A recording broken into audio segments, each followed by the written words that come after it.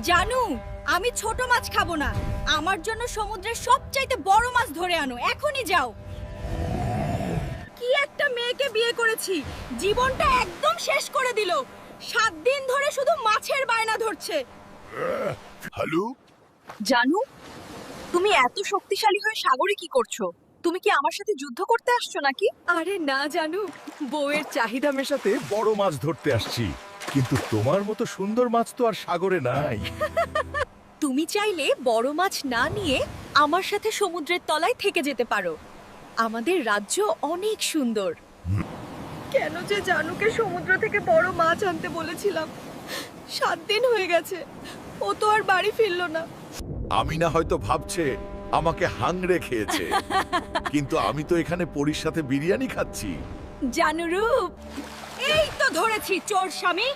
জলপরীর সাথে রঙ্গলীলা করছো। দাঁড়াও, আজ তোমার খেলা আমি সাঙ্গ করব। ওরে বাবারে, আমিনা এখানেও চলে আসছে। জানু পালাও, না হলে আমিনা তোমাকেও ঝাড়ু দিয়ে ফ্রাই করে খাবে। দাঁড়া, বলছি হাত ছাড়া। ওই জলপরী, তোরা ধরতে পারলে আজ আস্ত চিবিয়ে খেয়ে ফেলবো। জানু, আমার ভুল হয়ে গেছে বউ, ক্ষমা করে দাও। আর কোনোদিন সাগরে আসবো না, দোহাই তোমার। ওরে পাজি সৈন্যরা, আমার জানুকে ছেড়ে দাও, না হলে আমি তোমাদের রাজমহল ভেঙে তামা বানিয়ে দেব। মহারাজ, আমি বিচার চাই। উর্বশী আমার স্বামীকে প্রেমের ফাঁদে ফাঁসিয়ে নি। সেনাপতি, সৈন্য প্রস্তুত কর, আমার রথ আনো। এক স্থলের দানব আমার মেয়ের সাথে প্রেম করছে, এ আমি সহ্য করব না। মহারাজ, ইউটিউবের বন্ধুরা মনে হয় জানে ওরা কোথায় লুকিয়ে আছে। জলদি চলুন ওদিকে। জানু, এই গুহা মনে হয় নিরাপদ। কেউ এখানে আমাদের খুঁজে পাবে না। মাগনা, বিরিয়ানি কি এখানে পাওয়া যাবে? বন্দি করো এদেরকে। রাজকন্যা উর্বশী, তুমি এক দানবের প্রেমে পড়ে আমাদের বংশের মান ডুবিয়েছো। মহারাজ, আমায় ছেড়ে দেন ছিলাম। জানু, এখন কেমন লাগছে? ডিঙ্কা চিক্কা নাচ দেখো আর বাসর ঘরের খাট ভাঙার কথা মনে করো। এ কি বলছেন রাজা মশাই? জানুকে ফাঁসি দিলে তো আমি বিধবা হয়ে যাব। ওরে বরং আমার সাথে বাড়ি পাঠিয়ে দেন। মহারাজ, ক্ষমা করে দিচ্ছি।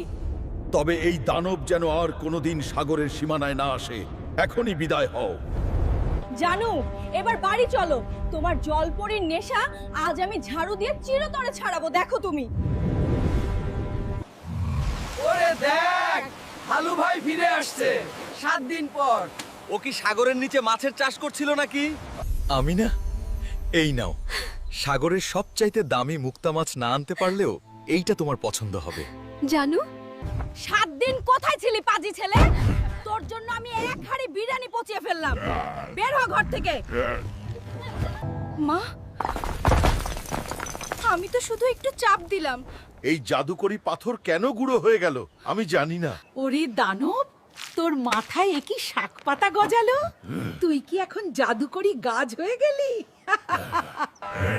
জানু, তুমিই সেরা। আমার সবচাইতে বড় ডলটা এখন আমার হবে।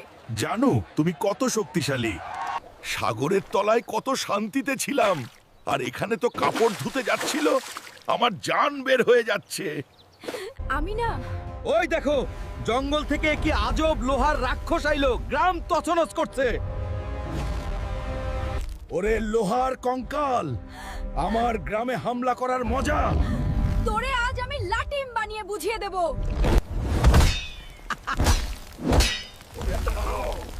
এই টিনের সঙ্গটাকে আছাড় দিয়ে ভেঙে ফেল।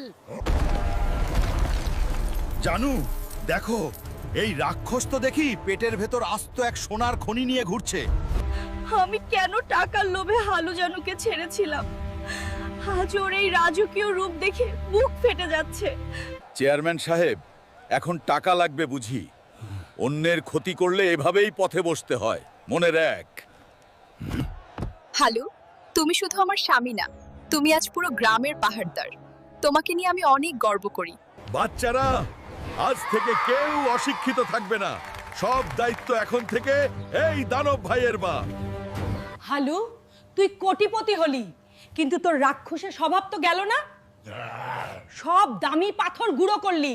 গ্রামবাসী, কথা দিচ্ছি যতদিন আমার শরীরে প্রাণ আছে এই গ্রামের কারো কোনো অভাব থাকবে না। আমি না, দেখো মেলাটা কত রঙিন, চারদিকে জিলাপি আর মিষ্টির গন্ধে আমার পেট ডুগডুগি বাজাচ্ছে জানু।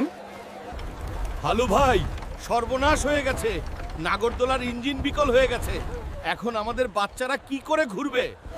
আমি না, তুমি চিন্তা করো না। আমি থাকতে মেলা বন্ধ হবে না। আজ আমি নিজেই নাগরদোলার ইঞ্জিন হব। ওরে বাবারে, এই লোহার চাকা তো অনেক হালকা। বাচ্চারা তোমরা শক্ত করে ধরো, ডন হালু ঘুরাচ্ছে। হালু, তুই একটু আস্তে ঘুরা, না হলে তো বাচ্চারা রকেটের মতো আকাশে উড়ে যাবে। পাজি ছেলে, থাম তুই। নাগরদোলা যখন ডন হালু চালাচ্ছে তখন এখন থেকে টিকিটের দাম ডবল দিতে হবে। সবাই জলদি টাকা বের করো। মালিক সাহেব, লোভ করা ভালো না। এবার খড়ের গাদায় বসে বিরিয়ানি খান আর মানুষ ঠকানো বন্ধ করেন। ওরে দানব, এই বাতাসের মিঠাই তো আমার গলাতেই আটকে যাচ্ছে। তুই তো আমায় আজ বাচ্চার মতো মেলা দেখাচ্ছস। ইয়েস হালু। তুমিই সেরা। আমার সবচাইতে বড় ডলটা এখন আমার হবে। গ্রামবাসী, আমাদের সবার আনন্দ করো। আজ মেলায় সবার জন্য বিরিয়ানি ফ্রি দেওয়া হলো। আমি না, দেখো এই জাদুকরি বীজ আজ আমাদের পোড়া মাটিতে নতুন স্বপ্ন দেখাবে।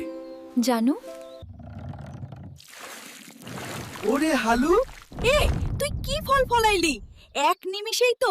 জানু, এই তরমুজ তো আমাদের পুরো গ্রাম 7 দিন বসে খেলেও শেষ হবে না। তুমি সত্যিই জাদুকর। হালু ভাই, এই তরমুজটা আমায় দিয়ে দেন। আমি আপনাদের 1 বস্তা চাল আর কিছু টাকা দেব। এই পাজি ব্যাপারী, আমার সোনার ফলের দাম মাত্র 1 বস্তা চাল। তোরে কি আমি পাগল মনে করেছি? ব্যাপারী সাহেব, লোভ ছাড়েন, না হলে আপনার এই গাড়ি আমি বনের ওপারে ছুঁড়ে মারবো। ওরে দানব, এই ফলের গায়ের চামড়া তো তোর শরীরের মতোই অনেক শক্ত রে হালু। নে বাবা, মেহনতের ফল খেয়ে মন জুড়ায় নে। এ ফল তো মধুর চেয়েও বেশি মিষ্টি বাবা। হালু ভাই জিন্দাবাদ। আমাদের গ্রামের ভাগ্য আজ এই জাদুকরি তরমুজে বদলে গেল। কি আনন্দ! গ্রামবাসী, আজ থেকে অভাব আর কাউকে কাঁদাবে না। এই দানব ভাই আজীবন আপনাদের সেবা করবে। মা, এই জাদুকরি ফল এখন সারা দুনিয়ায় যাবে আর আমি হব বড় ব্যবসায়ী। মা দেখো তুমি। ওরে দানব, এই ফলের ভারে তো আমার হাড় মটমট করছে। তুই একটু ধর না পাজি ছেলে। জমির সাহেব, এখন টাকা লাগবে বুঝি? অন্যের ক্ষতি করলে এভাবেই পথে বসতে হয়, মনে রেখো। গ্রামবাসী, কথা দিচ্ছি, মেহনত করলে খোদা একদিন নিশ্চয়ই জয়ী করেন। কখনো হার মেনো না তোমরা। ড্রাইভার ভাই, এই গাড়ি মনে হয় আমার জন্য ছোট হয়ে গেছে। আমি বরং এর ছাদে বসি। জানু, তুমি কোটিপতি হতে পারো, কিন্তু আমার কাছে তুমি সেই সহজ সরল হালুই রয়ে গেছো জানু। ওরে বাবারে, আমার রাজ সিংহাসন তো দেখি পাপড় ভাজা হয়ে গেল। যাক, এখন শান্তি আছে।